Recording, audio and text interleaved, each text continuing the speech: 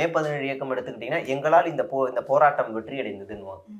நீங்க சீமான் எடுத்துக்கிட்டீங்கன்னா எங்களால் இந்த விஷயம் சாத்தியமடைந்ததுன்னுவாங்க. கம்யூனிஸ்ட் எடுத்துக்கிட்டீங்கன்னா ஒரு 100 வரலாறு பேசுவாங்க. எங்களால் தான் இந்த போராட்டம் கடைசியா சாம்சங்லாம் கூட சொல்லுவாங்க. திமுக எடுத்துக்கிட்டீங்கன்னா இந்திய எதிர்ப்பு போராட்டத்துக்கு நாங்க தான்னுவாங்க. அதிமுகவுன்னுவாங்க. நீ 2 வருஷத்துல என்னத்தை கிழிச்சேன்னு கேட்போம். நீ 2 வருஷத்துல எத்தனையோ போராட்டங்கள் நடந்திருக்கு, எத்தனையோ பிரச்சனைகள் நடந்திருக்கு, ஆளும் அரசாங்கத்தை எதிர்த்து நடந்திருக்கு.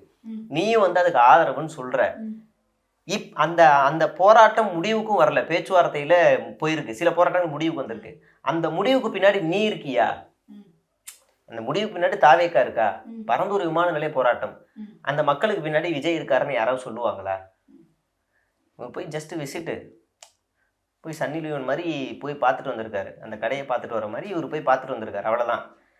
செவிலியர்கள் போராட்டத்துக்கு பின்னாடி தாவேக்கா இருக்காங்க அப்படின்னு சொல்ல முடியுமா? அந்த அந்த போராடுற மக்கள் சொல்லுவாங்களா தாவேக்கா தான் எங்களுக்கு இறுதி வரைக்கும் இருந்துச்சுன்னு சொல்லுவாங்களா? இப்போ சாம்சங் போராட்டத்தில் தாவேக்கா வந்து இருந்துச்சுன்னு அப்போ இல்லை தாவேக்கா. ஆனால் சாம்சங் போராட்ட தொழிலாளர்கள் உறுதியாக சொல்லுவாங்க, எங்கள் பின்னாடி வந்து கடைசி வரைக்கும் நின்னது கம்யூனிஸ்ட் தான் அப்படின்னு சொல்லுவாங்க.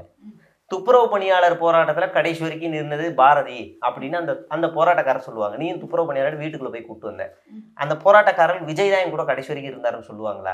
நீ என்னத்தை கிழிச்ச இந்த 2 வருஷத்துல? நம்ம கேட்போம். போராட்டமாக ஏதாவது நடத்தியிருக்கியா? இல்லை. பர்மிஷன் வாங்கி ஆர்ப்பாட்டமாக நடத்தியிருக்க.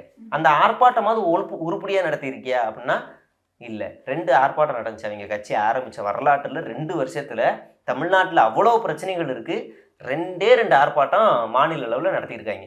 இந்த லட்சணத்தில் வச்சுக்கிட்டு நான் மாற்று மண்ணாங்கட்டி மாங்காய் குட்டி அப்படின்னு பேசிட்டு வருவானுங்க.